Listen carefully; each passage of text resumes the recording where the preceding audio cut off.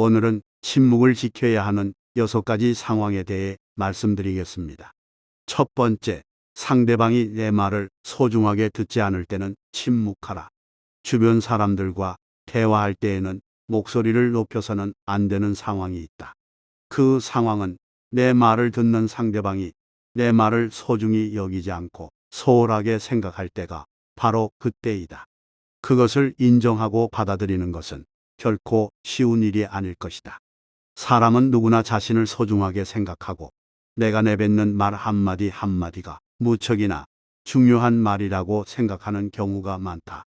하지만 아무리 도움이 되고 인생의 보물 같은 조언일지라도 상대방이 그 말을 소중히 여기지 않는다면 입이 아파가며 목소리를 높일 필요가 없다. 내 말을 소중하게 여겨줄 사람은 그 사람 외에도 무수히 많고 많다. 상대방에게 헛된 기대심을 갖고 이렇게 좋은 말을 해주면 상대도 좋아하겠지라고 얘기했다가 시큰둥한 대답에 실망한 적이 많을 것이다. 따라서 이를 반드시 기억하라. 당신의 말을 소중하게 여기지 않는 사람에게는 침묵이 최고의 대답이라는 것을. 두 번째, 그 말이 진실이더라도 상처가 될 것 같다면 먼저 침묵하라. 침묵해야 하는 두 번째 경우는 내가 뱉는 말이 남들에게 유용할지라도 듣는 사람에게 상처가 될 가능성이 더 높을 때이다. 물론 진실을 추구하는 것은 무척이나 중요하다. 설령 그것이 아무리 가혹하고 상처를 줄지라도 다른 사람들이 진실을 들어야 할 때도 있지만 이러한 상황은 우리가 생각하는 것보다 더 드문 경우이다. 먼저 침묵한 후 어쩔 수 없이 상처를 주면서까지 진실을 추구하는 것이 나와 상대방에게 유용한지 아니면 그냥 무시해도 될 만큼 사소한지를 판단해라. 아무리 유용한 말이라도 진실을 추구하는 것은 남들에게 상처를 줄 수밖에 없는 일이거늘 유용하지 않다면 그 말은 상대방뿐만이 아닌 나에게도 상처로 돌아오는 법이다. 이 관계가 친구 관계일수록 더더욱 침묵하고 한 번 더 생각하라. 낯선 사람의 100마디의 모략보다도 친구 한마디의 말이 깊은 상처를 남긴다. 잘 모르는 사람이 무심코 뱉은 말은 그다지 큰 상처가 되지 않고 무시하면 그만이지만 친한 사람들에게 한마디 말은 그것이 사소한 것일지라도 큰 상처가 된다. 인간이 말을 하는 것은 태어나면서 곧 배우나 입을 다무는 것은 어지간해서 배우기 힘들다. 지혜를 둘러싸는 담은 침묵이다. 나는 말은 모두에게 교훈이 되는 세상을 살아가는 원칙이다. 자신의 지나간 생을 돌이켜볼 때 입을 잘못 놀리거나 말을 덧붙여 후회한 일은 있어도 침묵하고 있었던 것을 후회한 것은 별로 없을 것이다. 듣는 것은 지혜를 말하는 것은 후회를 가져오는 경우가 많다. 침묵도 일종의 언어임을 명심하라.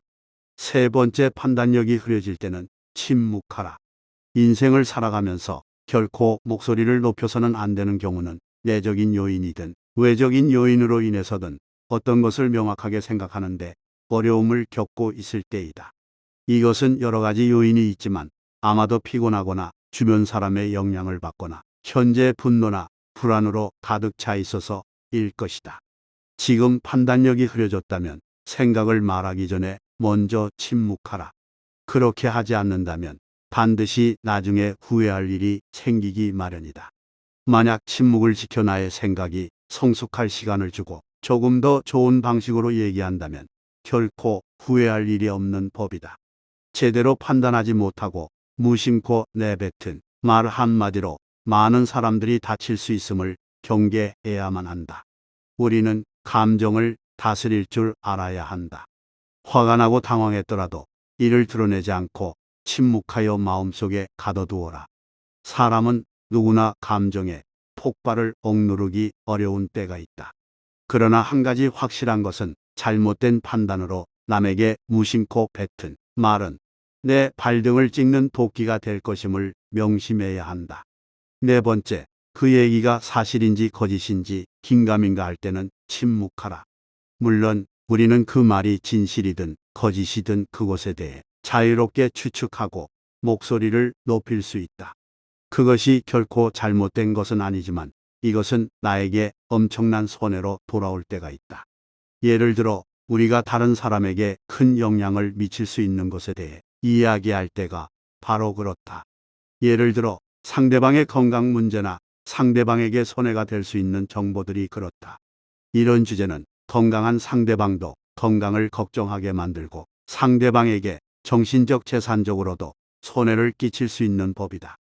또한 아무렇게나 뱉은 소문은 어떤 상황에서는 괜찮을지 모르지만 그 소문으로 인해 상대방을 좌지우지할 수 있다면 결코 말하지 않고 침묵하는 것이 이롭다. 검증되지 않은 얘기는 그저 가십거리일 뿐 결코 나와 상대방에게 도움이 되는 것이 아니다.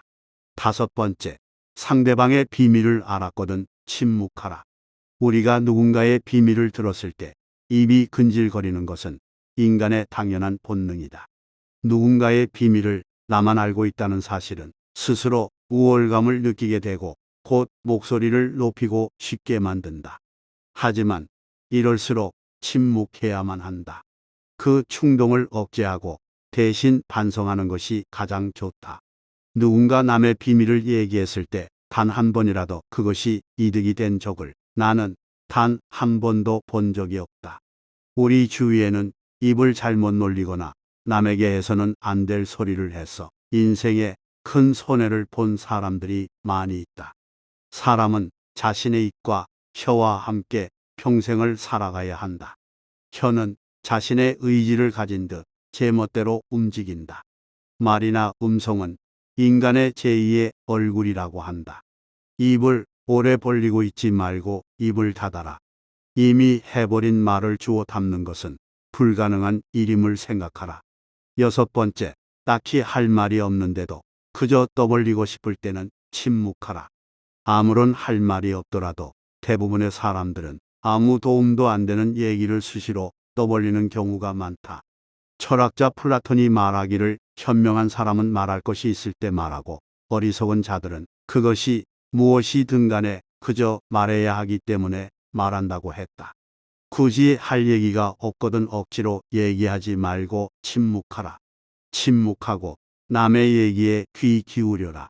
사람에게 입이 하나 귀가 두 개, 눈이 두 개인 까닭은 말을 많이 하기보다는 남의 말을 많이 듣고 더 잘 보게 하기 위함이다.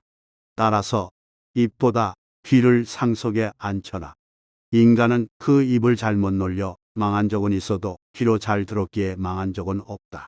남들에게 무뚝 좋게 지라는 것이 아니다. 입은 자신을 주장하는 법이고 귀는 다른 사람의 주장을 듣는 것이다. 옛날부터 위인들이 수다를 경계하라고 강조하는 것은 결코 지나친 것이 아니다. 동물에게는 입이 하나, 눈과 귀가 둘인 이유는 주위의 사물을 잘 보고 소리를 잘 들어야만 생존할 수 있기 때문이다. 잘 보고 잘 듣는 것이 우리를 지켜주는 힘이 될 것이다. 침묵은 거친 세상에서 나를 지켜주는 가장 강력한 무기이다.